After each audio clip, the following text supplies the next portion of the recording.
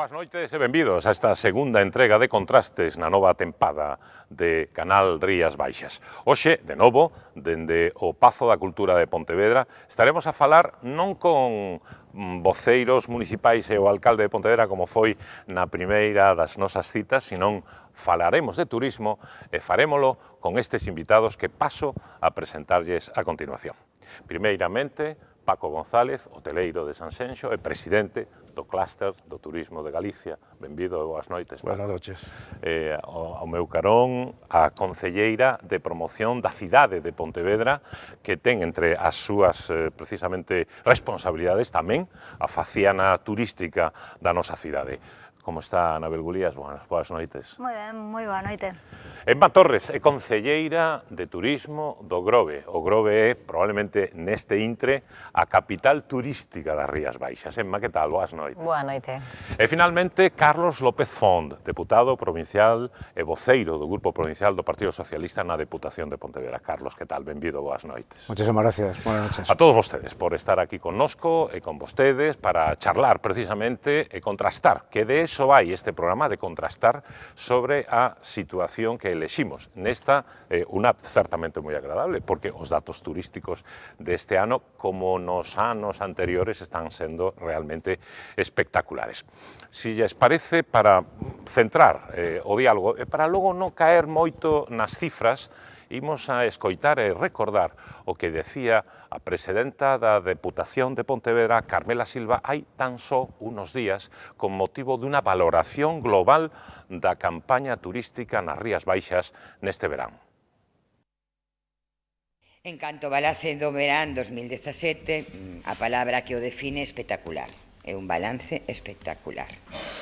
Se sumamos os datos de xullo, agosto e setembro, os resultados elevan a ocupación hoteleira na provincia durante estes 3 meses ata 82,84%.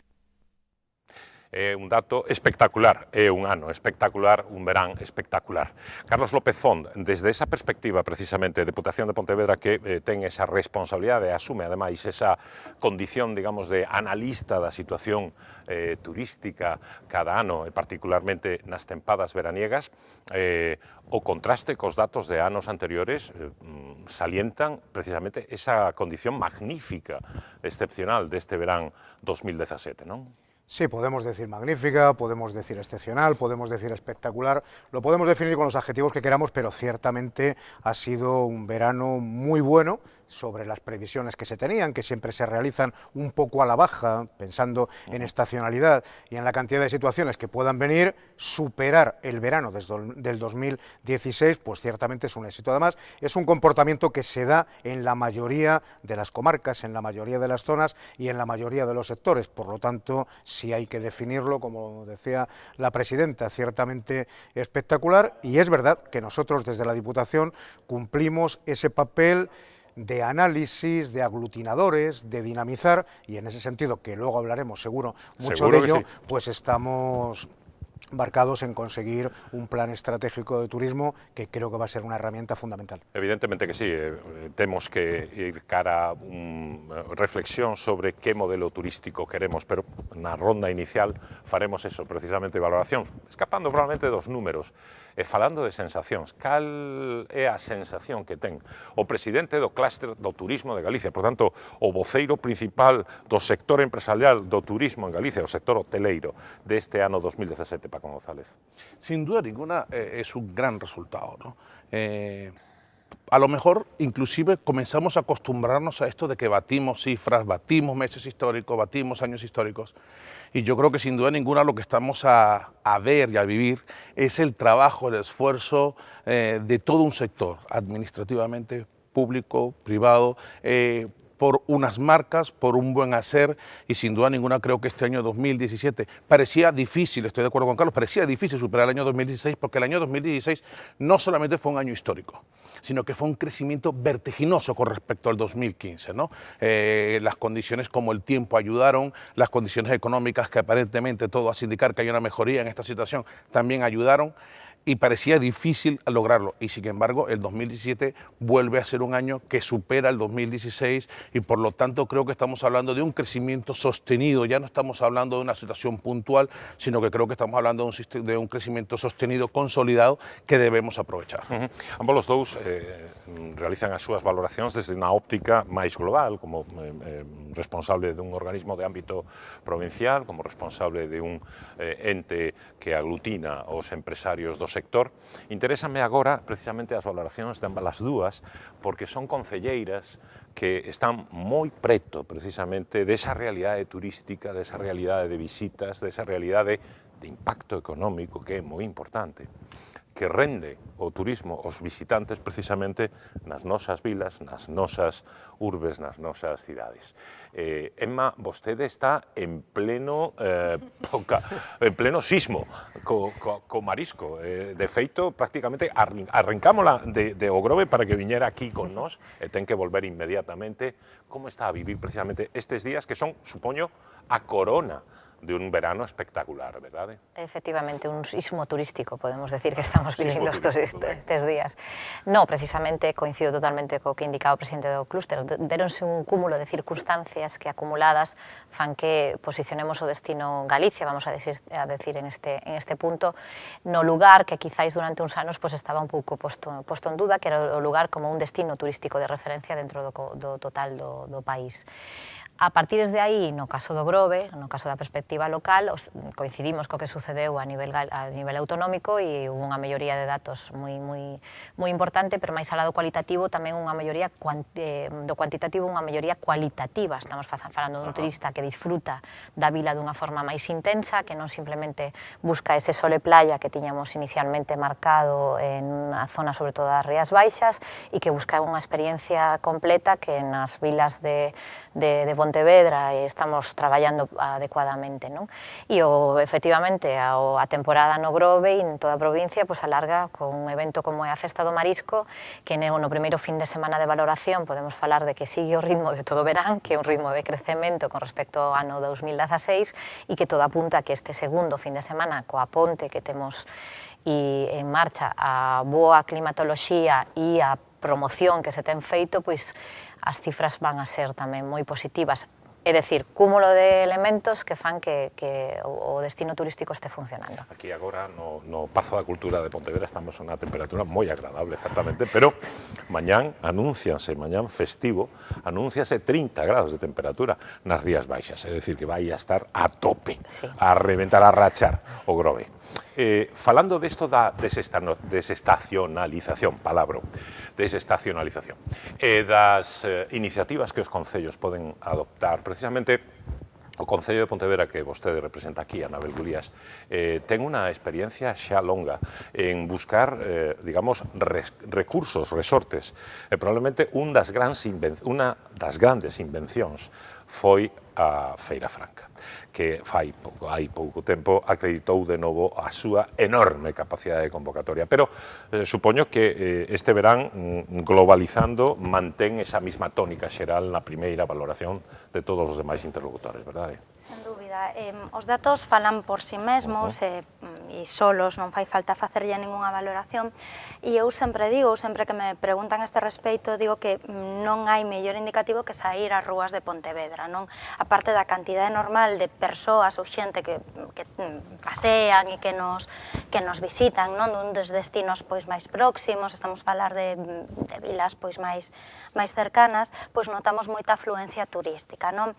Entonces, eso é unha evidencia, un signo moi palpable de que algo se estivo facendo ben ou algo se está facendo ben para que as cifras batan récord.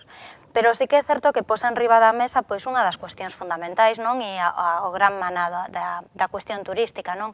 Como facemos que esa ocupación que estamos acostumados a vivila nas súas picos máis altos en tempada alta, sexa máis común, non? Ou máis habitual durante todo o ano. E en Pontevedra inventamos receitas dende fai moito tempo e moitos anos. Non só a Feira Franca, eu falaba cos cos hoteleiros, reúnome bastante con eles, porque son os que mellor saben pulsar, non? Cantos houbo, cantos hai, cal era o perfil, cantas noites pasaron, e é un dato moi interesante, e dicían que este ano foi espectacular porque a ocupación empezaba xa a crecer en maio, co cal estábamos xa nuns puntos moi favorables. Preguntábamos a que se debía, non? E aparte dos dous factores pois obvios, non? Pois o Camiño de Santiago, ou as condicións climatolóxicas que todos podemos adiviñar. Bueno, estamos nunha zona, somos moi afortunados a ese nivel, non, de estarmos situados precisamente nunha zona pois climatolóxicamente moi suave. Nos apuntábamos dúas cuestións máis, non, que como empezamos a posicionarnos, non, ou cal é o posicionamento estratégico da cidade de Pontevedra en Galiza, no Estado español e tamén a nivel internacional, e logo a proposta que se fai dende este Concello por eventos, estou a referir claramente aos eventos deportivos, pero tamén a pequenos microeventos que se empezan a planificar durante todo o ano, non? Nos empezamos pois cos eventos deportivos dende xaneiro de cada ano, pero pois xa temos o surfing, que se empeza a estar consolidado, e como non a Feira Franca, que, bueno, das primeiras, non, que se celebraban, que eran moito máis minoritarias, o punto no que estamos hoxe, pois, bueno, que dicir, non? Hai momentos, hai fines de semana que realmente é alucinante a oferta que temos nas nosas bisbarras, no? Na nosa provincia, en xeral tamén na Comunidade Autónoma de Galicia. Falaba Anabel de eventos puntuais, esos pequenos eventos gastronómicos, moitísimos deles, prácticamente nos conducímonos por la ruta do estómago, en moitas precisamente das nosas celebracións. É intrínseco a nosa personalidade, no? Como galegos. Os hoteleiros precisamente entenden que esa é unha boa ruta para a desestacionalización? Sí, y además yo creo que en el plan estratégico del turismo de Galicia, en el que nosotros nos encargamos de la redacción del mismo, a encargo de la Agencia de Turismo de Galicia, lo dejamos claro. O sea, uno de los factores principales, por no decir el factor principal por el que realmente se nos reconoce ya a nivel nacional, es por la gastronomía. Y lo que estamos trabajando, y creo que ese es el reto, es lo que para nosotros es habitual y que es un recurso turístico, convertirlo en un producto. Y yo creo que es lo que estamos haciendo.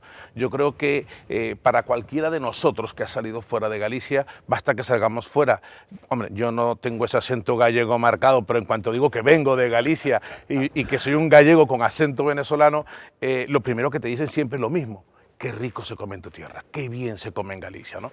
Con lo tanto, esa referencia nacional existía como tal y lo que tenemos que trabajar justamente es en reconvertir eso que para nosotros es habitual y que es un recurso en un producto turístico que se pueda vender.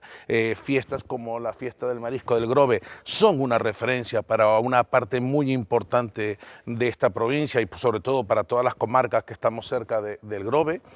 Y creo que en el trabajo de restauración y de puesta en valor de la gastronomía tenemos varios factores, todas estas ferias que están haciendo, todas las fiestas gastronómicas, y además comenzamos a darle nombre y apellido de cocineros y cocineras, ¿vale?, de alto prestigio, que además están dándole ese valor, ese reconocimiento facial, ese reconocimiento de nombre, de cara, que también era muy importante. Tenemos grandes cocineros que están haciendo una gran gestión en ese sentido y creo que ese es el camino, sin duda ninguna. En que cifras estamos ahora mismo en o Grove de ocupación? De paso, claro, evidentemente, non quero volver ás cifras, pero bueno, é inevitable, non? A ocupación chega ao ronda ao 100%. Estamos falando de que pode ser que se encontren, non quero desanimar tampouco a ninguén que queira acercarse hasta o Grove nesta semana, algo pode haber. Da parte do Grove se caracteriza precisamente como a maior parte da comarca por ter unha oferta moi variada, hai hoteles, hostales, apartamentos, campings, é dicir, hai unha grande cantidade de aloxamento e, claro, se estamos falando de que no primeiro fin de semana, sin a ponte, rondamos as 70.000 racións, pois todo augura que na segunda andaremos nun bo nivel de ocupación. É dicir, non hai que perder tampouco de vista que somos un pobo pequeniño. Estamos falando dunha vila de 21 km cadrados que está recibindo un gran aluvión de xente. Entón, a ocupación sí é importante, porque tamén é importante tamén a infraestructura que ten o Grove en canto a plazas e servicios hosteleiros. É dicir, que por eso non vai haber ningún problema. Con esa reflexión de precisamente do risco da atomización ou da tumefacción ou do abigarramento, logo falamos diso, pero evidentemente é un sismo, decíamos antes, cuyos efectos, cuya onda expansiva irradia ao resto. Vostedes en Sanxenxo, por exemplo, decíame antes, previamente aí en maquillaxe, apenas estamos maquillados. Apenas. Decíame vostede, ahora en serio, que hai un nivel de ocupación altísimo e que, ademais, moitísimos dos hotéis da vila turística por excelencia das Rías Baixas ainda están abertos, ¿verdad? Sin duda ninguna, ¿no? Estamos hablando que Sanxenxo andará en el 95-94% de ocupación y es prueba de ello que, lo decía antes, cuando vamos a las ferias, ¿sabes? Esto es algo que nos pasa cuando vamos a las ferias y te preguntan, ¿cuándo cerráis?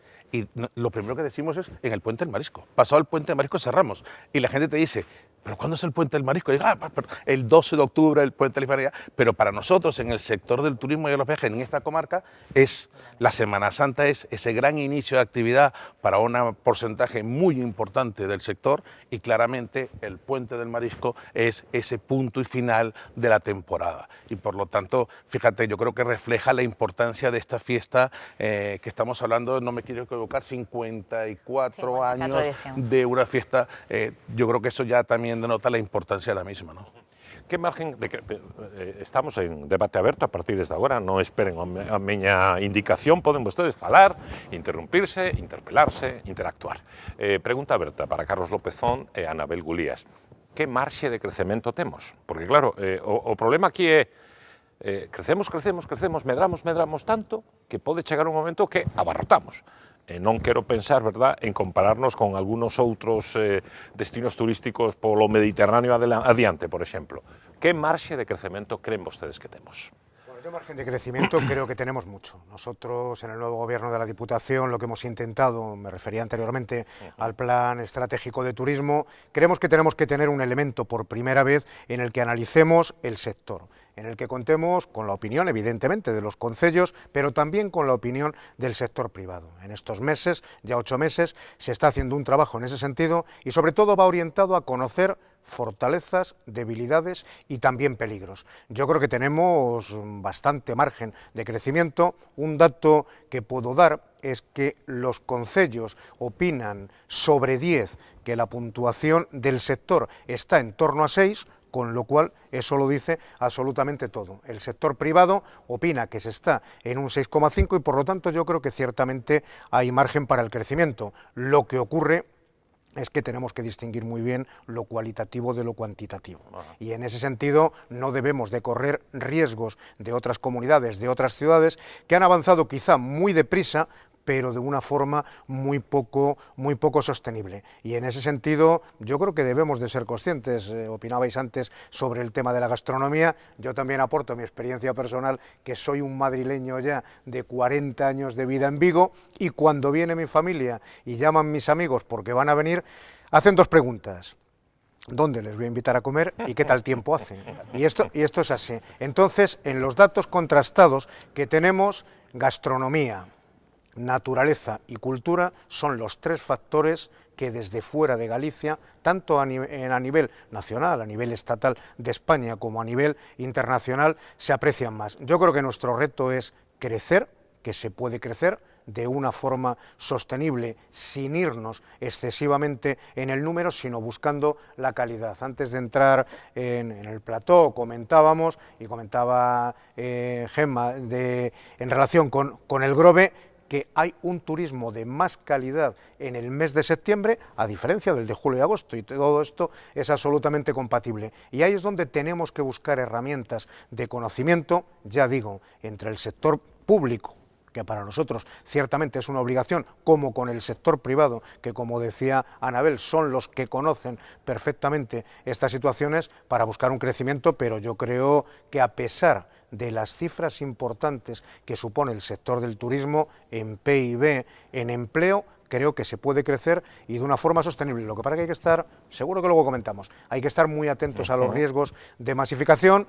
Este verano hemos tenido un incidente en relación con tema de las Islas Cíes, que son elementos que nos tienen que hacer reflexionar para no caer en ese tipo de situaciones. Exacto. Adelante, adiante. Eu creo que é moi importante centrar o debate ben e non a veces traer debates que son de fora, non? É importante, non? Porque a veces vemos os medios ou as tendencias como un risco, non? Masificación turística e demais. Bueno, eu creo que na Galiza, afortunadamente, non estamos nese punto e comparto o que dicía Carlos, non? Efectivamente, hai marxe para o crecemento, non? Entón, non caíamos tampouco no risco de querer traer problemas que non son propios da nosa situación, non? Porque eso empezaría, non, a marcar o debate, non? Como dicir, oi, cuidado, non se vaya a masificar ou convertir Pontevedra en Barcelona, que a todas luces é unha cuestión pois casi increíble, non? Nese punto de vista comentabades cuestións pois moi importantes, non? Gastronomía, sabedes que nós dentro do Concello pois entendemos que o sector gastronómico é un sector moi importante, pero neste punto a experiencia de Pontevedra é unha experiencia diferente, non? Porque cando nós quixemos posicionarnos como un destino turístico, tiñamos que escoller moi ben cal era o elemento que nos diferenciaba, non? En Pontevedra, que vou a dicir eu, é unha cidade preciosa, magnífica, acolledora, toda se comese ben, fai bo tempo, menos que en Vigo, uns gradiños máis, non? Ben, efectivamente, non?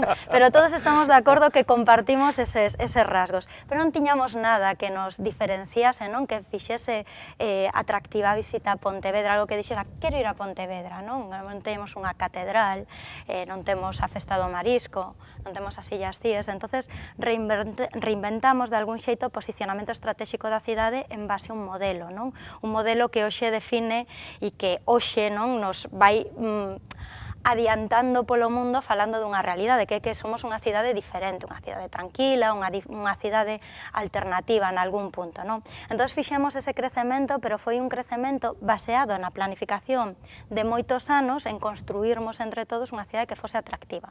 E hoxe nos atopamos con unha cuestión moi interesante que seguro que falamos despois, que é a complementariedade entre varios destinos, non? E ter a Pontevedra, eu creo que nesta comarca, pois é un aliciente para que a xente pois que visita outras partes de, bueno, da provincia, da comarca, pois tamén se achegue a nosa cidade. Entonces, dende ese punto de vista, eu creo que aínda temos, dende Pontevedra, vemos que temos moita marxe por diante e temos moitos sitios os que ir a falar de Pontevedra aínda, non? E dende ese punto de vista vexo que hai moita marxe. Sí, imos rematar este primer bloque, dúas opinións rápidas de Emma Torres, perdón. Emma, que yo dije antes, Gemma.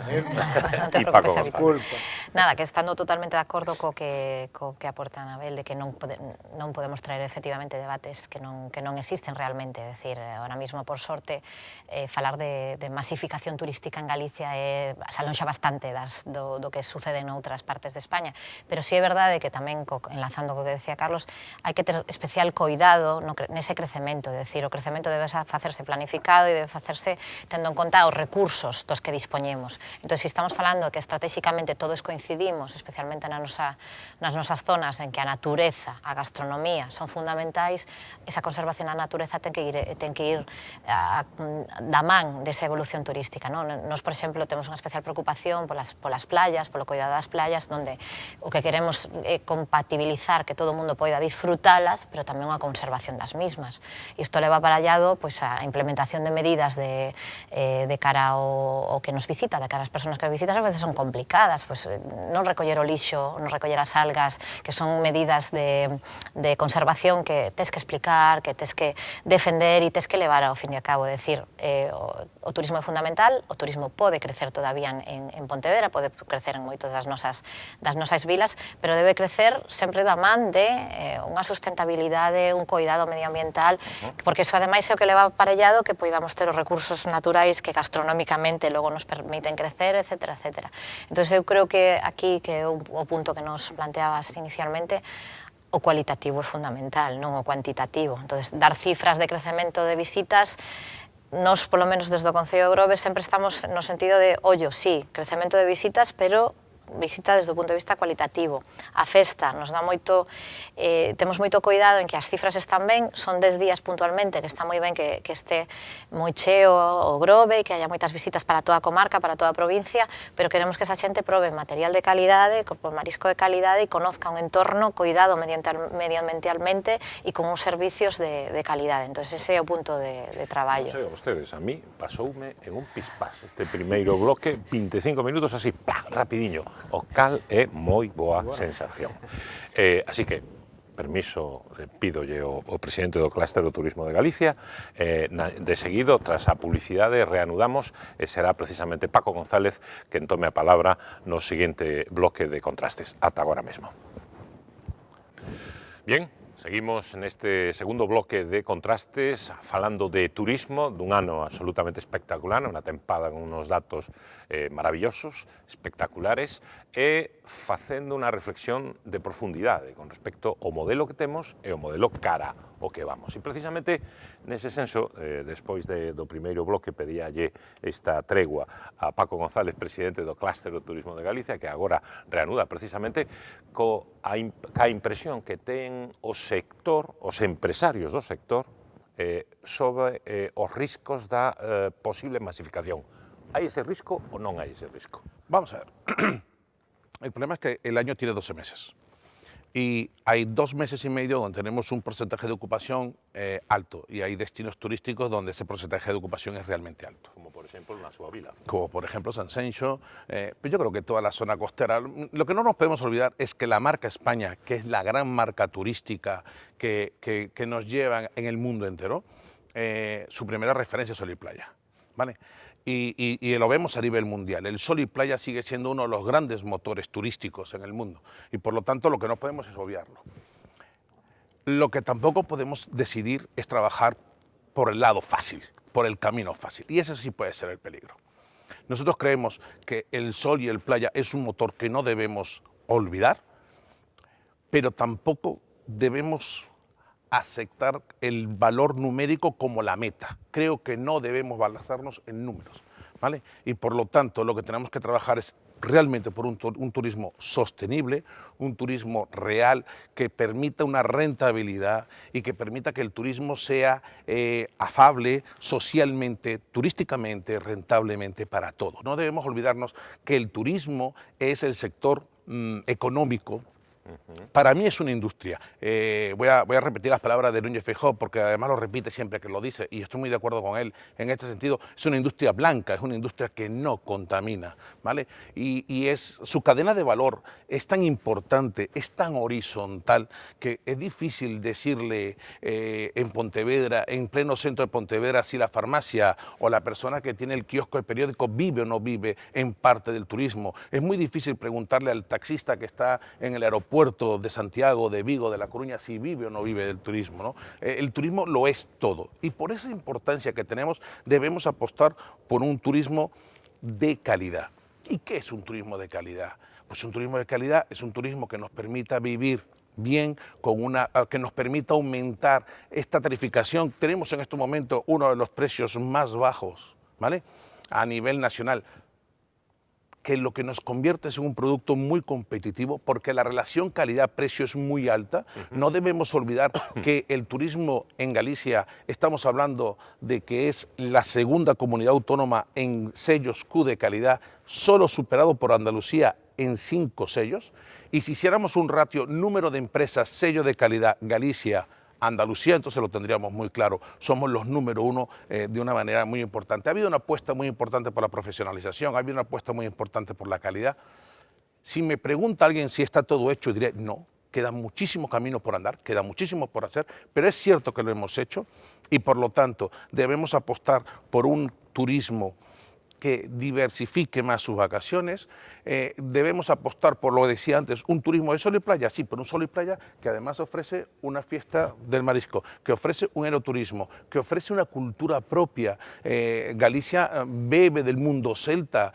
Si alguien quiere disfrutar de un paisaje de sol, de playa, de océano, inclusive fuera de temporada, no tenemos por qué estar pensando en sol y playa, pero sí en costa litoral, ¿vale? Y a esto le podemos agregar enogastronomía, como nuestro producto gastronómico es único, nuestro enoturismo, le podemos agregar nuestro termalismo, que lo tenemos en la zona de Grove, que lo tenemos en Pontevedra, que en Orense tenemos las mayores temperaturas en agua caliente, que además el Camino de Santiago pasará por muchos lugares, inclusive hablando a nivel europeo, pero solo termina en un sitio, en Galicia, que querrá visitar unas playas, las catedrales, o que quiera visitar cualquiera de los parques que tenemos, nuestra Ribeira Sacra, Eso solo existe un lugar, y es Galicia, y está obligado a venir a Galicia. Apostamos por un turismo, bueno, puedo decirlo, la semana pasada en el Grove fuimos capaces, a través de la mano de Tour España, la colaboración con Tour España, la colaboración con la Agencia de Turismo Galicia,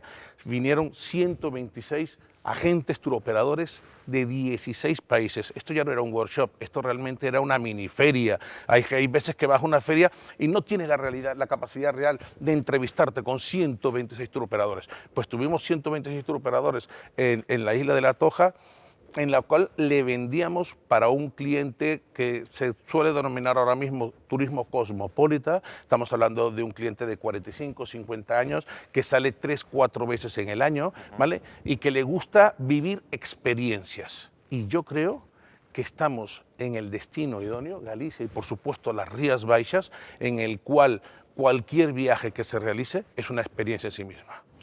Por certo, falábase en algún momento que foi Anabel da complementariedade precisamente entre os destinos, é dicir, non, queda probablemente moi desclasado xa o concepto de vou só a Sanxenxo, vou só ao Grove ou a Pontevedra ou a Vigo, sino que fago recorridos, percorro a comunidade, busco diversas posibilidades. Pasounos precisamente na enquisa, é un anaquiño, que imos ver a continuación, que moita da xente que entrevistaba concretamente o equipo de Canal Rías Baixas as portas das ruínas de Santo Domingo, un dos monumentos máis visitados da cidade de Pontevedra, probablemente o máis visitado, según reivindica Carlos Valle, o director do museo, venía de moitísimos sitios, pero sobre todo de pasar por o Grove. Vémolo.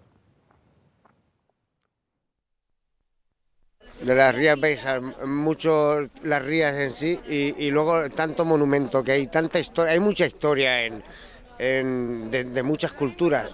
La Toja es preciosa, 33 años hace que no venía aquí y hemos disfrutado en cantidad. Y Galicia tiene su encanto, Galicia tiene su encanto. Ay, yo qué sé, que me ha gustado todo lo que hemos visto. Nos ha gustado todo. El barco de los millones que hemos visto esta mañana y eso ha sido una pasada. Que cuando voy a ir a España, lo primero que hago es sacarme una excursión a Galicia. Y yo estaba ya enamorada de Galicia por la TV y ahora me he enamorado del todo. Pues hasta ahora nos ha gustado todo. Si es que no hay nada que sea feo de Galicia, está todo precioso. Muy bien, muchos sitios buenos, muchas pinas, muchas aguas y muchos peperechos. Y la comida muy buena, todo bien, encantado, volveremos. El paisaje, la comida sobre todo, la gente, el ambiente que genera el camino y eso. Pues que me voy a ir muy contento y me ha encantado y volveré lo antes que pueda. ¡Viva Galicia, viva España! ¡Viva Galicia, viva España!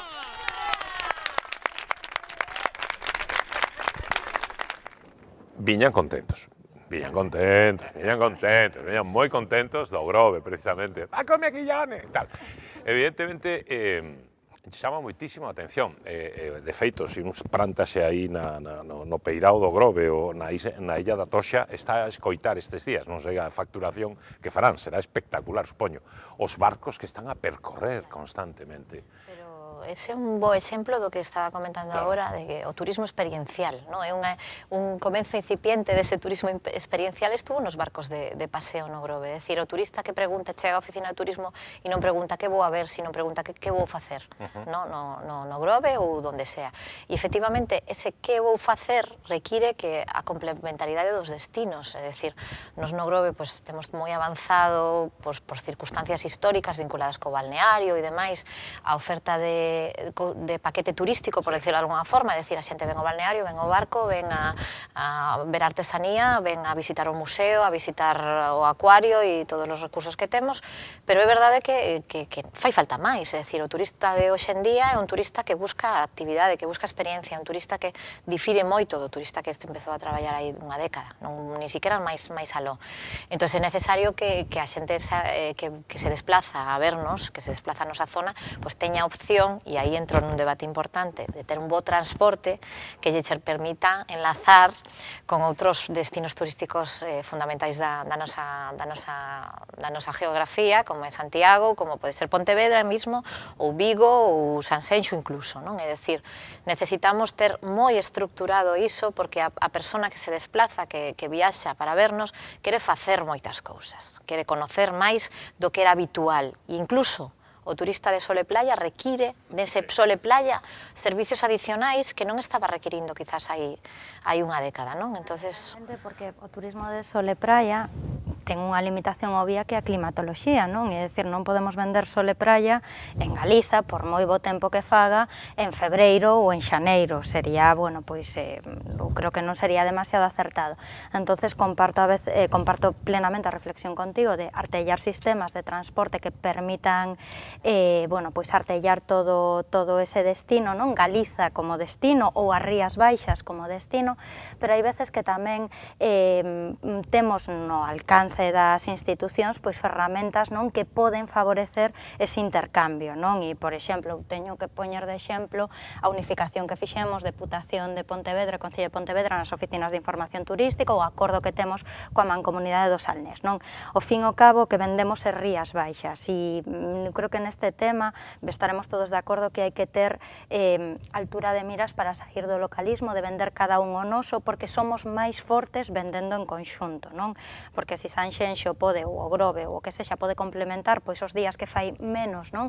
Pois con unha visita a Pontevedra, e nos podemos tamén dicir que somos un destino pois xeográficamente privilexiado porque estamos a un lado do Salnés e tamén do Morrazo, pois é moito máis difícil, non? Pois non vir a visitarnos. Que non hai, ademais, unhas distancias enormes, todo o contrario. De feito, probablemente moitos dos turistas que alóxense en Grove, en Sanxenxo, en Pontevedra, buscan esas posibilidades, esas complementariedades. Unha, probablemente, das máis buscadas, pero tamén este verán foi fonte de algún que outro problema. Citaba anteriormente Carlos López Font. Pregúntolle o deputado provincial, pregúntalle tamén o concelleiro de Vigo, porque evidentemente, claro, ten máis preto que nós esa circunstancia. É o destino das Illas Cíes. Está ben resolto ou hai marxe para a mellora e o perfeccionamiento? Siempre hay margen para la mejora. Yo creo que lo que ha ocurrido este año, al incidente puntual que yo me refería y de las situaciones que hay que huir, es una cuestión de organización. Yo no quiero entrar, evidentemente, en debate político, pero sí es cierto que hay que darle una organización y una sensatez a un espacio natural como es Islas Cíes, ¿no? Entonces hay que ser muy estrictos, porque además tenemos el ejemplo muy claro. En la playa de las Catedrales esto se reguló y no ha habido ningún problema. Y bueno, no es cuestión de entrar en localismos, pero es evidente que desde Vigo hemos reclamado el que se ponga en cintura a las navieras en el estricto cumplimiento. Y esto es muy sencillo, ¿no? Entonces las Islas Cíes ofrecen en lo que es el conjunto de Galicia una oportunidad añadida para que nos puedan visitar, que perfectamente, con lo que estaban diciendo todos mis compañeros anteriormente, puede tener ese grado de complementariedad, de que el que va a las Cíes en un día maravilloso de playa, como ocurrió ese 20 de agosto, pues venga el 21 de agosto, que no hace tan buen día, a Pontevedra o a otra localidad. Lo que pasa es que yo quería entrar, para mí el tema de las Cíes, como decía anteriormente, debe de servir de aviso. Debe de servir de aviso de lo que no debemos de hacer, porque yo, luego coincidía con lo que se dijo posteriormente, no hay un riesgo evidente de masificación en el turismo en Galicia. En este momento no podemos caer, como bien se decía, en ese debate de lo que parece que ocurre en otras zonas, porque aquí ciertamente no está ocurriendo. Lo que ocurre es que, a propósito de lo que decía Anabel, lógicamente desde la parte de la Diputación lo que nos interesa y lo que creo que debemos de hacer, y la presidenta Carmela Silva está totalmente implicada, es en diseñar qué modelo de turismo queremos para la provincia. Y en ese sentido, de la misma forma que a los concellos o que a los empresarios les corresponde otra vertiente, a nosotros nos corresponde la vertiente de aglutinar, la vertiente de diseñar un marco estratégico en el que todo el mundo se sienta cómodo, en el que sumemos las fuerzas de todos, porque es evidente que este es un objetivo común y ya todos tenemos claro el que esa complementariedad va a ir en beneficio de todos. Y ese instrumento al que yo me refiero mucho, claro, el Plan Estratégico de Turismo, va a dar muchísimas pistas sobre lo que realmente tenemos que hacer. Yo no quiero repetirme sobre el tema de playa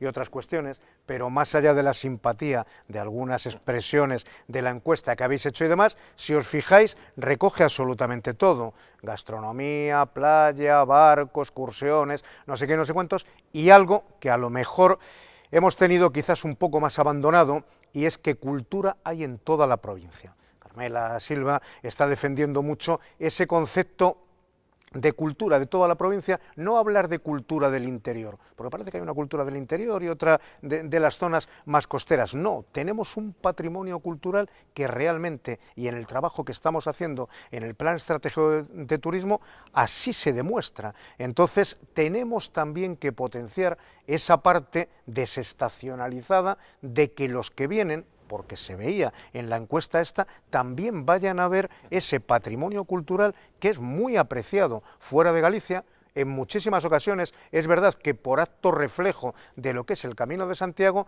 pero que nosotros hemos descubierto en el trabajo de estos meses que ciertamente es un factor apreciado y que podemos tener en cuenta. Por lo tanto, esto es todo un conjunto, pero yo, lógicamente, al hablar desde la representación de la Diputación de Pontevedra, nosotros estamos encantados de la colaboración de los concellos y del sector privado en este plan estratégico, que va a ser el primero que hay en la provincia de Pontevedra, y desde luego por nuestra parte, Carmela Silva lo repite continuamente, vamos a sumar para conseguir el que esto sea un objetivo común, porque yo no voy a repetir las cifras, pero evidentemente las cifras del turismo para la provincia, para el conjunto de Galicia, no digamos ya para España, son muy importantes y es algo que tenemos que cuidar. Por eso yo hablaba un poco de los riesgos, ¿no? Queriendo hacer de abogado del diablo en cierta medida. Tenemos que estar un poco alerta a esos riesgos, pero yo concluyo, tenemos unas fortalezas impresionantes, que si somos capaces,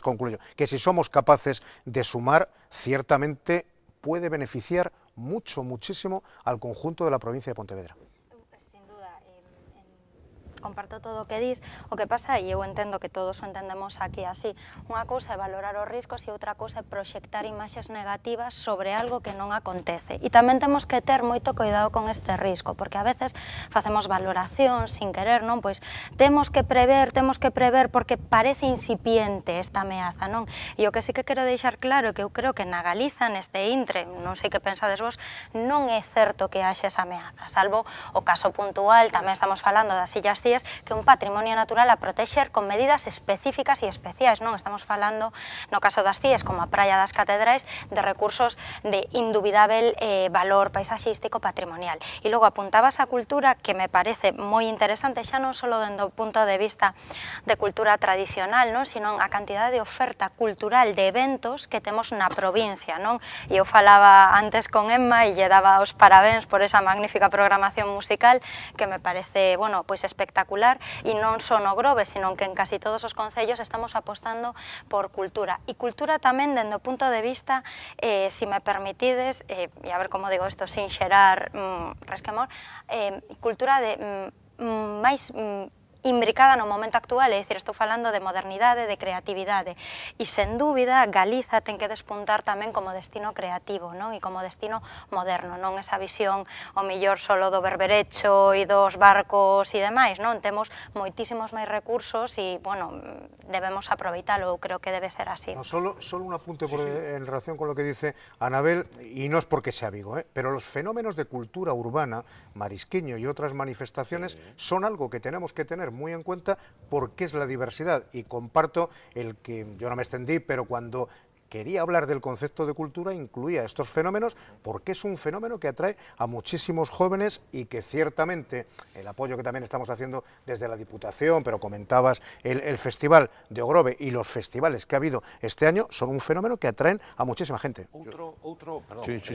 Seguen vostedes, pero quería introducir outro elemento, porque ademais é un elemento que evidentemente vende moitísimo tempo atrás, é o camiño tamén desestacionaliza, pero tamén é certo que co respecto ao camiño pódense facer cousas novas. De feito, aproveito para felicitar públicamente a Deputación de Pontevedra por o excelente traballo audiovisual que presentou en Fitur a variante de Camiño pola Costa, espectacular vídeo.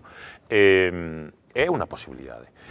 O camiño notan vostedes, os hoteleiros, vostede ya engancha con que quería decir, que precisamente desestacionaliza tamén, axuda tamén? Desestacionaliza totalmente. A ver, una de las cosas que iba a decir antes, si me permitís un momento, estoy totalmente de acuerdo contigo. No podemos extrapolar situaciones de Venecia, que es una isla sin capacidad de crecimiento y totalmente abarrotada.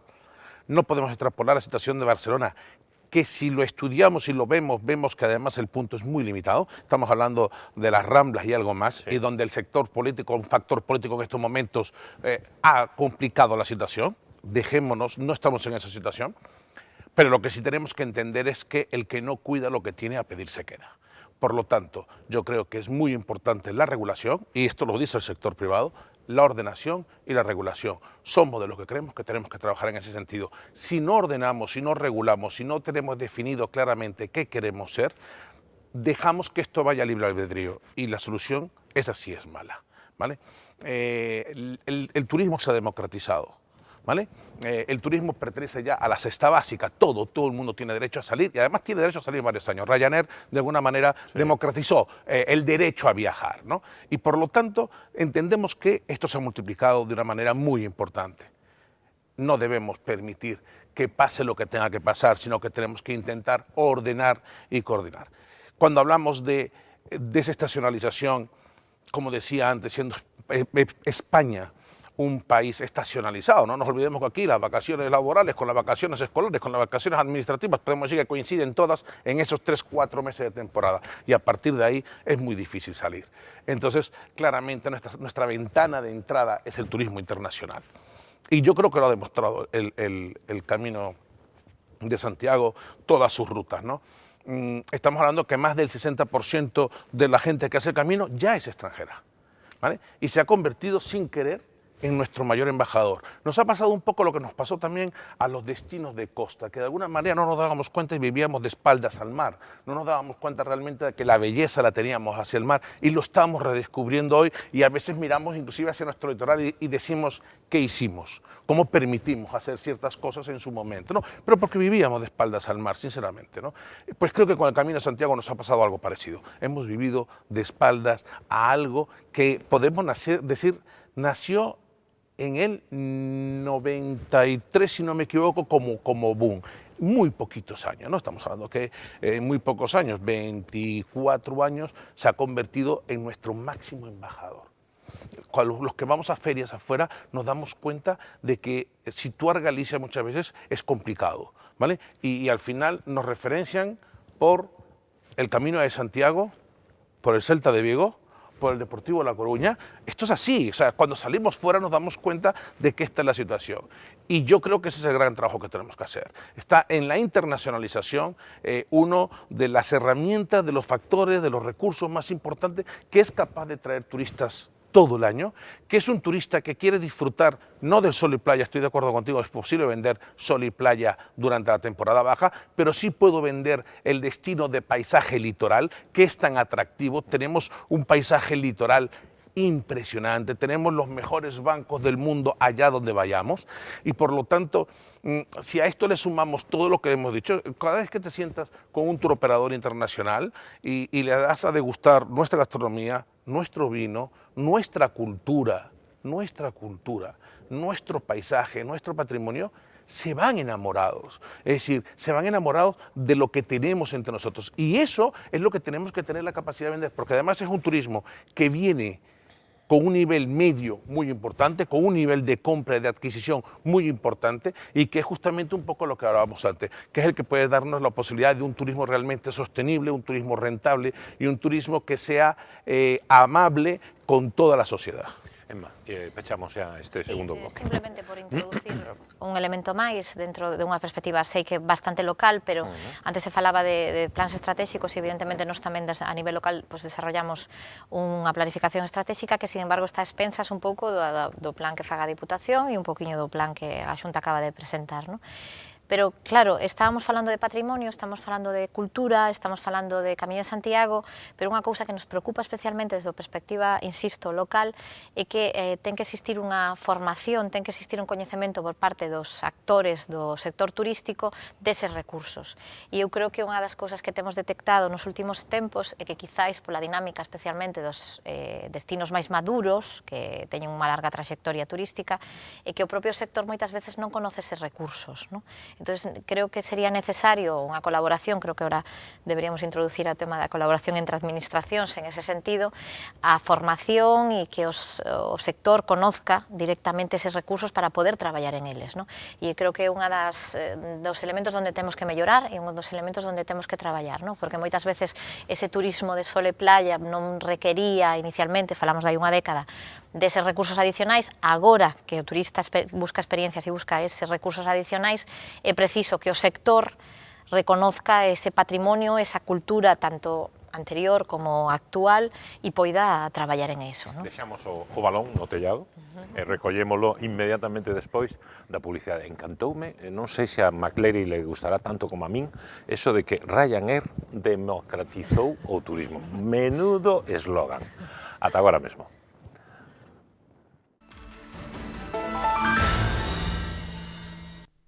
Entramos no terceiro ou último bloque deste Contrastes de hoxe, adicado precisamente á valoración da excelente tempada turística, pero tamén o momento presente e o futuro. Mais probablemente o máis importante deste debate este a ser precisamente as conclusións, as reflexións que poñen todos vostedes en común con respecto ao que se pode facer para mellorar e, sobre todo, ter un turismo de calidade, que creo que en este estamos absolutamente todos de acordo.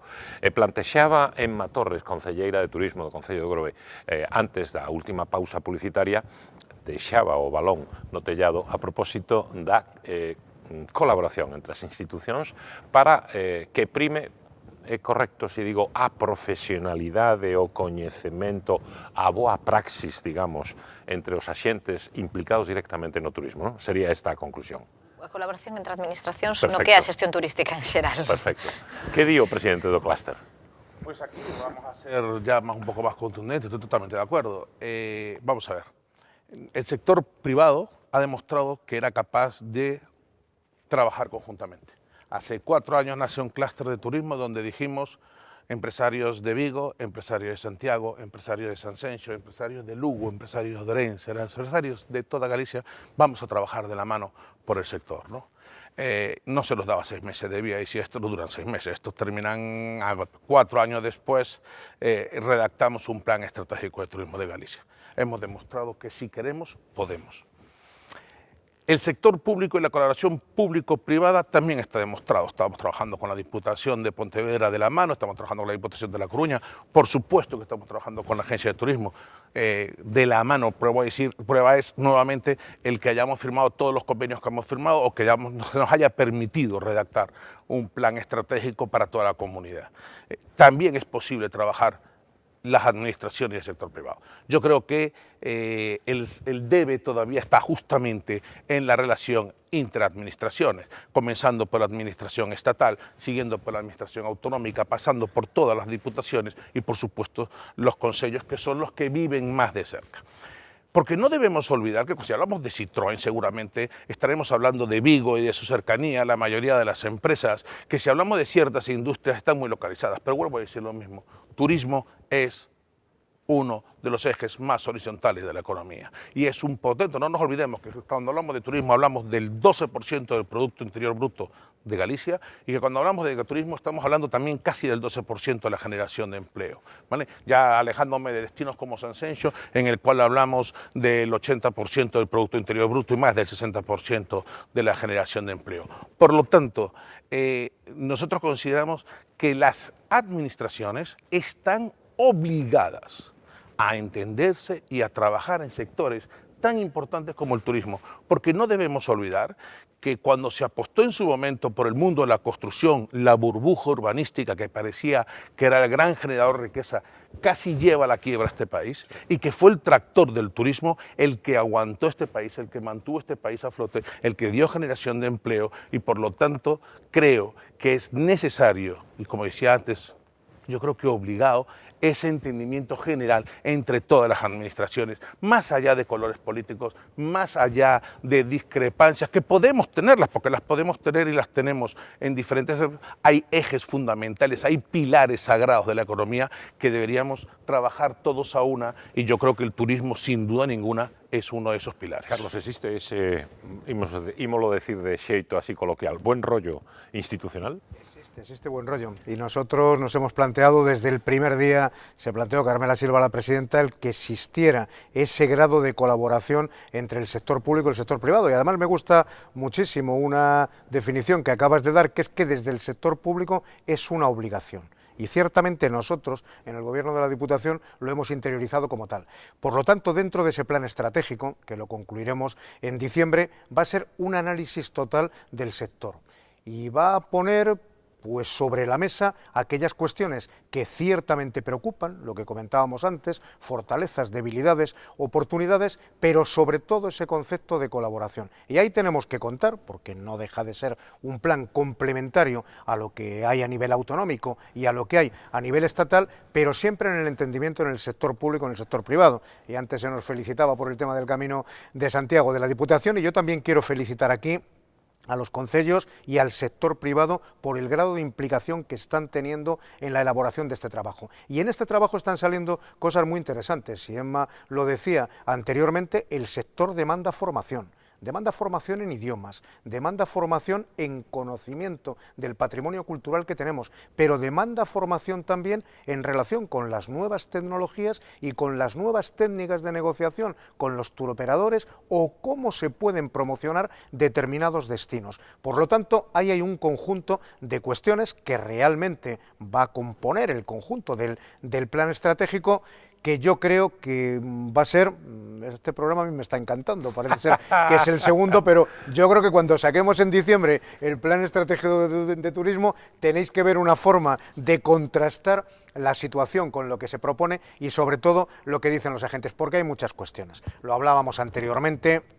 Hay que abordar el tema de las infraestructuras. Este año, entre los puntos fuertes que hemos tenido en la provincia de Pontevedra de mayor crecimiento en el número de visitantes, ha estado el crecimiento del aeropuerto de Vigo, que ha sido de un 10% en este año y que, bueno, hemos pasado épocas difíciles por cuestiones que yo no voy a mencionar aquí, que forman parte de otro debate completamente diferente. Pero yo creo que desde las administraciones tenemos esa obligación, desde luego de verdad tener la seguridad, concellos y empresarios, que nuestra voluntad es de total entendimiento. Habrá cuestiones en las que estemos más, menos de acuerdo, pero hay que hacer un diagnóstico del sector. A este Gobierno de la Diputación, si una vez transcurrido ya 2 años de gobierno y al final de este año no tuviésemos ese diagnóstico para ponérselo a los concellos, para ponérselo al sector privado, mal lo hubiéramos hecho. Afortunadamente lo vamos a tener y estoy convencido de que va a ser, y en coincidencia con lo que estamos diciendo aquí,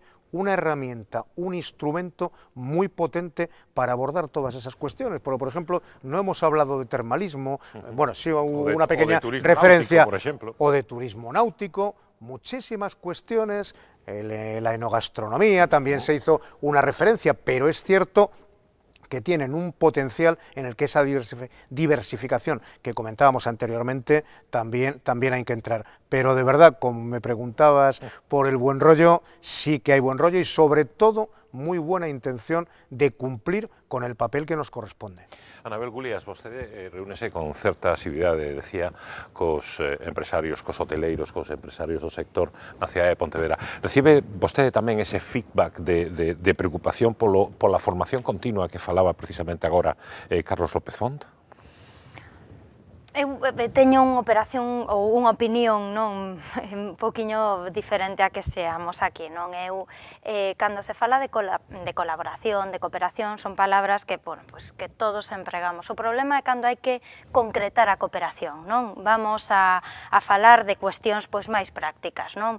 Entonces aí pois sí que xurden problemas e é honesto tamén poñelos sobre a mesa, non? Eu acredito e estou de acordo co que dicía Carlos, solos, efectivamente, pois nesta última época, pois si se ve pois un buen rollo, si se quer, no sector, non? Pero a min dame medo, que eu son unha firme defensora da planificación e da cooperación, a encher a boca con palabras moi gradilocuentes que logo non teñen un correlato práctico, e a min eso sí que me dá medo, porque eu entendo e sei, porque me consta, que o plan da Diputación está traballado dende o entendemento, pero me dá medo a que as administracións traballemos de costas, non? Cada un facendo a súa propia planificación estratégica, cando que temos que ter son ferramentas globais, non? Entón, sí que me dá certo medo esas palabras de planificación e quedarnos solo nese estadio e non baixar o concreto, como dicía Emma, non? Que pasa con transportes, que pasa coa conexión das infraestructuras, onde está?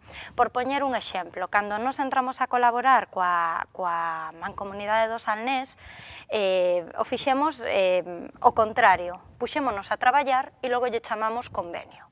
E a verdade que foi unha experiencia moi gratificante, porque conseguimos, eu o que recordo que eles nos pasaron os seus tour operadores que xa tiñan concertados e nos os nosos, non? Recordo que era a viaxe esta que fixéramos a Hong Kong, que dera como resultado 20 tour operadores en Pontevedra. Compartir esos recursos trouxo sinerxias favorables para nós e para eles, e logo chamámoslle convenio. Entón sí que me dá moito medo eso de invocar, non, a cooperación, a colaboración, pero logo quedarnos nesa retórica, non? Eu, o mellor, son un pouquiño políticamente incorrecta, sempre o son, pero sí que me gustaría mantelo. E o que me comentabas dos hoteleiros, sí, claro, demandan formación, pero teño que dicir unha cousa, e en honor á verdade, eu estiven a principios desta semana cos hoteleiros que me presentaron un proxecto no que só me demandaban a cooperación do Concello, non? Poder presentalo, poder que nos parecía, como podíamos aportar. E eu dixenlle a eles, pareceme moi interesante que vos mesmos vos organicedes, que non esperedes que a administración vos forme e demais, e que vos produzades estas actividades que son moi interesantes, e por suposto o Concello estará con vos.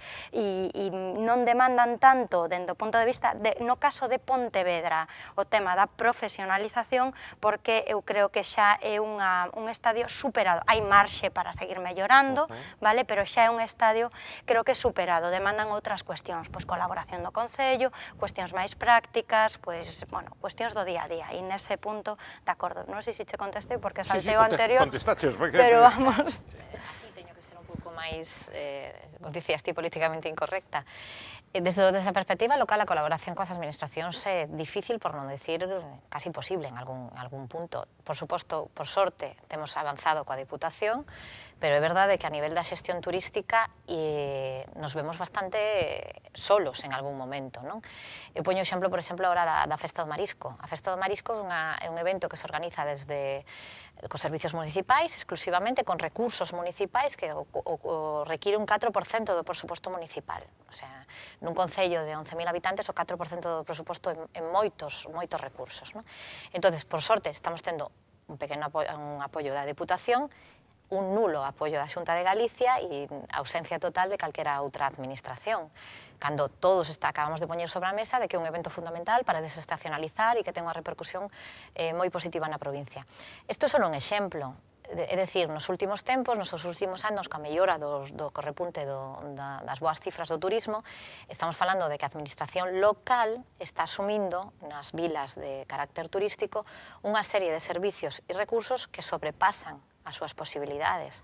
É dicir, cousas tan básicas como ter uns servicios de seguridade ou ter uns servicios de limpeza adecuadamente dimensionados ou atender a 31 playas, no caso do Grove e demais, requiren uns recursos que non son os habituais para unha localidade do noso tamaño.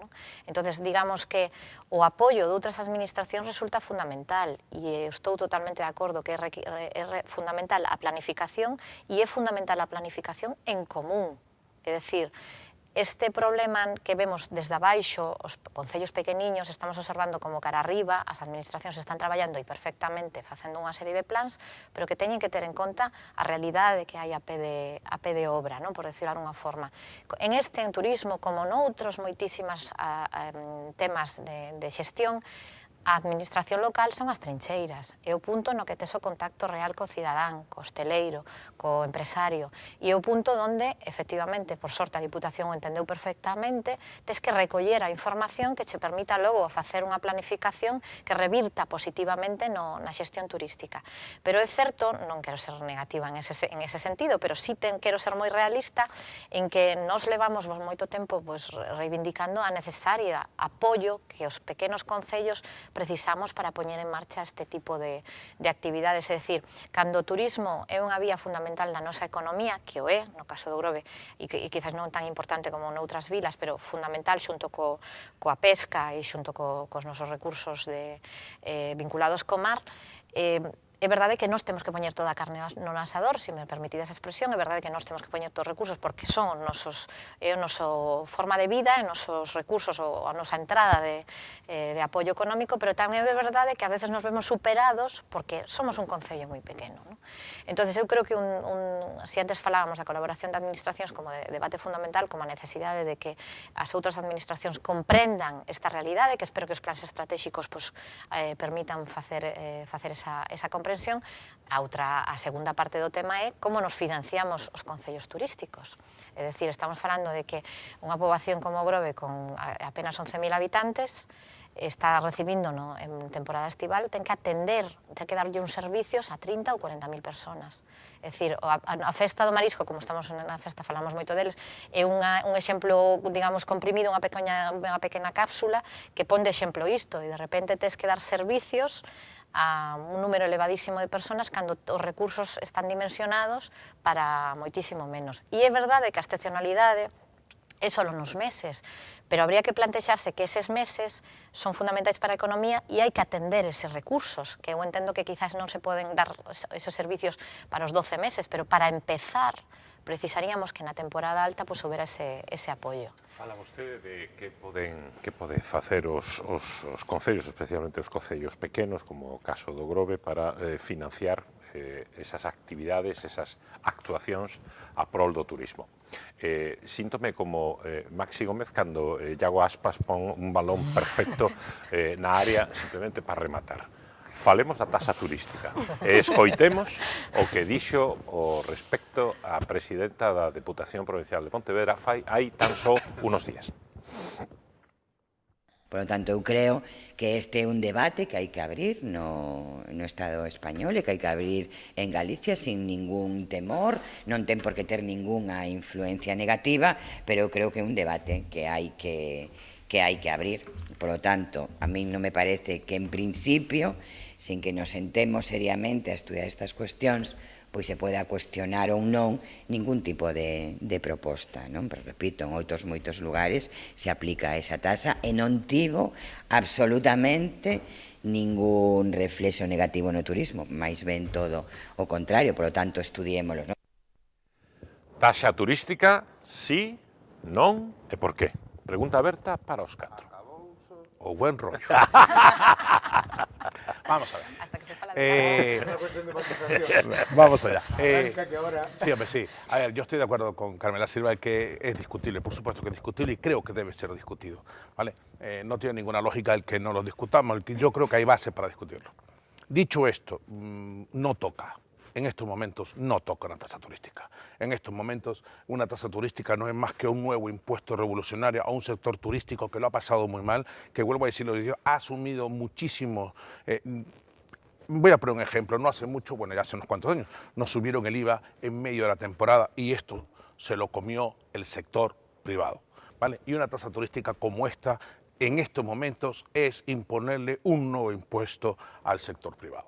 Si queremos hablar de cómo financiamos los municipios turísticos, yo soy el primero que digo, señores alcaldes de municipios turísticos, ¿a qué esperáis a formar una mesa de trabajo y a trabajar coordinadamente? Sois un sector hay una legislación que legisla qué es un municipio turístico, aquellos municipios que sean municipios turísticos, que se sienten en la mesa y que debatan y que exijan a la administración los recursos necesarios, porque yo creo que los merecéis, ¿vale? Es decir, los municipios turísticos tienen que asumir una serie de gastos, una serie de obligaciones para ofrecer ese destino de calidad que queremos ofrecer, del que se benefician muchísimas veces otros destinos que no son turísticos pero que se benefician, y por lo tanto, tanto la administración autonómica como la administración estatal tienen, a través de todos los mecanismos que tienen, buscar ayudas a esta financiación, pero esa financiación no puede venir a través de una tasa turística. He leído, no he tenido la posibilidad de leer el informe del profesor, todavía no he tenido la oportunidad de leerlo, pero lo que pude ver en la prensa, a mí que me digan que una tasa turística controla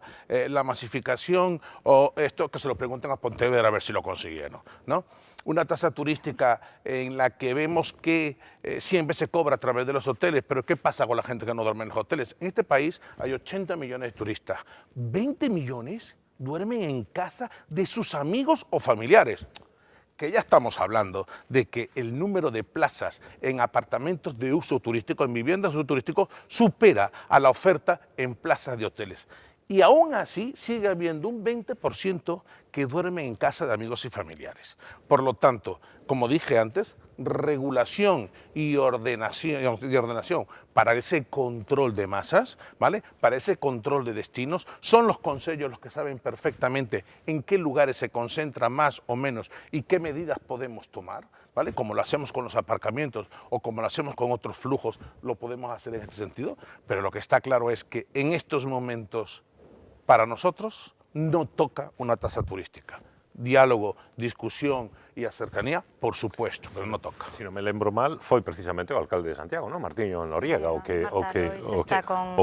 lanzou ese balón. Está aberta a pregunta para todos vostedes. Bueno, yo estoy seguro que después de la explicación que voy a dar seguimos con el buen rollo, como decíamos anteriormente. A ver, las cosas hay que contextualizarlas, dependiendo cómo te hagan la pregunta y dependiendo la contestación que haces.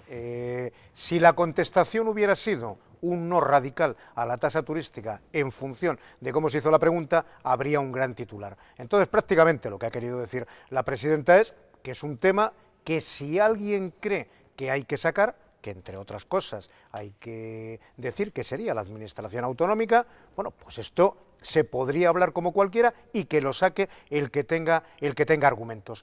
Pero ciertamente no van por ahí los tiros, porque entendemos, yo también soy políticamente incorrecto. Lo que pasa es que dependiendo del nivel de administraciones en las que hablemos, y enlazo con lo anterior, a ver, desde la Diputación lo que se pretende, y yo solo hablo en nombre de la Diputación, es hacer un diagnóstico de la situación de turismo. Cuando yo hablo de colaboración, y no es por corregir y no es por polemizar, no quiero ser grandilocuente con las preguntas, sino que es lo concreto que nosotros vamos a hacer. Porque es cierto, en las oficinas de la Diputación no hay ningún plan estratégico de turismo hecho anteriormente. Por lo tanto, creemos que sí estamos en la obligación de hacer ese plan de turismo. Y estamos, porque yo también soy concejal, independientemente de que sea de un ayuntamiento grande, ante un abandono, un cierto abandono por parte de administración autonómica y por parte de administración del Estado. Podríamos hablar de infraestructuras, que lo comentábamos anteriormente, y de algunas cuestiones de atender a los concellos. Entonces, claro, cada uno cuenta lo que realmente le corresponde, y yo también me declaro políticamente incorrecto con algunas actuaciones, tanto de la Xunta como del gobierno estatal. Pero lo que quiero poner en valor es que esa colaboración de la que yo hablo en relación con la actuación de la Diputación de Pontevedra, del nuevo gobierno de la Diputación de Pontevedra, es hacer ese diagnóstico, es hacer ese elemento dinamizador para ver cómo estamos, qué queremos hacer y hacia dónde queremos llegar. Pero evidentemente tenemos otro instrumento político en nuestro gobierno, que es el Plan Concellos y las ayudas a los concellos que están funcionando precisamente para la atención en este sentido. Pero yo, puesto desde luego a evaluar lo que otras administraciones hacen por el turismo en concreto, también tengo disconformidades y también en algunas ocasiones se utilizan las palabras de forma grandilocuente. Tasa turística, sí, non? Falouse alguna vez de eso no goberno do Concello de Pontevedra? Non, porque non vemos que sexa, nin que vai a resolver ningún problema, que non o temos, nin que teñamos esa necesidade, non? Creo que falar dunha taxa turística para resolver problemas de financiamento e quitar responsabilidades ás administracións que sí teñen responsabilidade directa sobre o financiamento dos servicios, non? E ao final estamos cargando unha taxa que é unha taxa, aínda que sexa moi pequena, non? Aínda que sexa 2 euros, que entendemos que a ninguén que ten disposición para viaxar lle van a molestar 2 euros, pero unha taxa que non atende nin a situación de cada persoa, nin atende as peculiaridades, non? Por poñer un exemplo, como aplicamos esa taxa en Sanxenxo? Como solamente os hotéis, solamente a outros establecementos, en medida de que paga o mesmo que vai un hotel que o que vai un camping? Quero dicir, debates se abren e os temas están para debatilos e para tratalos e sin ningún prexuizo, e aí concordo co que expoñía a presidenta da Diputación, non lle temos medo ese debate, pero sí que é certo que dende Pontevedra agora mesmo non consideramos que toque o debate na cidade, non temos necesidade e creemos que, ou eu estou máis de acordo con Emma nesa parte que dicía, vamos a demandar responsabilidades ás administracións competentes e non podemos estar continuamente os concellos asumindo competencias que non son nosas, porque o que estamos é aplazando o debate e o que estamos facéndolle flaco favor ao sector, dende o meu punto de vista. É a última resposta sobre esta cuestión. É a última resposta sobre esta cuestión da taxa turística, correspondelle a vostede, Emma. Imagina unha taxa turística nestes días en Ogrove? Sería como a piscina de Tío Gilito. No, basicamente eu creo que, como ben decía a presidenta, e me pareceu ademais unha intervención estupenda en ese sentido, é abrir un debate, é dicir, non quero falar da taxa turística, quero falar da financiación dos concellos turísticos, eso é o tema. É dicir, se a taxa turística sirve para abrir o debate sobre a financiación dos concellos turísticos, pois perfecto, falemos. Obviamente non temos analizado en absoluto se a taxa é a solución, nada, hai estudios que falan de que non funciona, outros estudios falarán de todo o contrario, estamos falando que a taxa turística se puxo en destinos moi maduros, non estamos nesa situación, etcétera, etcétera, etcétera. Pero incido outra vez máis no mismo, é dicir, é necesario que neste momento e non máis adiante, non podemos aplazalo, como ben decía, analicemos ben cales son as responsabilidades das administracións competentes en determinados servicios, analicemos como estamos traballando cos concellos e analicemos que, se non é polo plan de concellos da Diputación, a moitos concellos nos costaría ter personal suficiente para atender as necesidades que temos nos concellos durante a temporada de verán. Entonces, eso indica que algo é necesario corrixir. Algo é necesario corrixir de alguna maneira. Eu insisto, taxa turística, non. Basicamente porque, ademais, concordo totalmente co que decía Anabel, as administracións teñen que responsabilizarse e o que non pode facer a Xunta é establecer por lei que sexan os concellos os que determinen se queren utilizar ou non ese instrumento. Non é eso. As administracións locais xa asumen moitas responsabilidades, máis aló incluso das que terían que asumir, e unha vez máis, é un exemplo máis de deixar no tellado dos concellos tomar decisión sobre algo que hai que unificar, que hai que falar co sector, que hai que falar de forma coordinada e hai que ter en conta unha vez máis que o destino é un destino completo, no que temos que complementarnos uns aos outros, non pode actuar o Grove por un lado, Sanxenxo polo outro e Pontevedra polo outro. Todos temos que ter unha mesma dinámica porque formamos tan parte dun destino que cando sales fora de Galicia bastante positivos e o sitúa en Galicia, o sea, canto máis situar un destino de pequeno tamaño. Entonces, si sirve para eso... Perdón, con la constatación de que en este trabajo que se está haciendo no es un elemento que preocupe. De acordo. 75 minutos de debate. Volaron. Pero hemos dado mucho juego. Bo sinal, sí, evidentemente temos a oportunidade, como plantexaba Carlos Lópezón, de facer o remate do ano, cando estea precisamente rematado ese plano estratégico da Deputación de Pontevedra, un contrastes de contrastes, do xogo de palabras. Moitísimas grazas, Paco González, Emma Torres, Anabel Gulías, Carlos Lópezón. Foi un auténtico placer, unha ledicia estar con vostedes, escoitando, aprendendo. Agardo que vostedes tamén saquen as súas conclusións sobre o turismo que temos e o turismo ao que aspiramos. Grazas, boas noites e ata o vindeiro mércores.